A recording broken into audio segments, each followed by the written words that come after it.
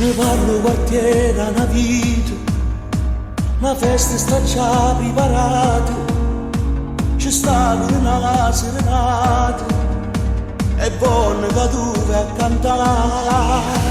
Che non sapevo, lo giuro, ma pure se fosse stasera mi invento una scusa e poi vedi che faccio notare con te che ci potremmo inventare. Rimane tu che già fa se scusi rimane,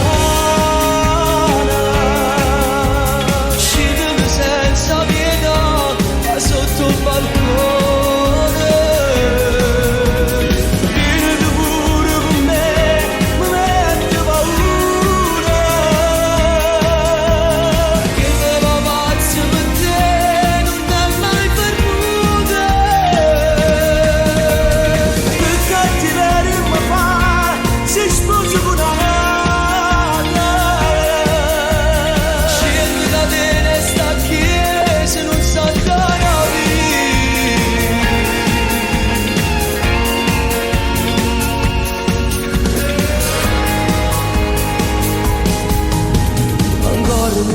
Mezzanotte passammo ma che ce ne importa, gli ha fatto pure tu per dispietto e fatte per insieme a me.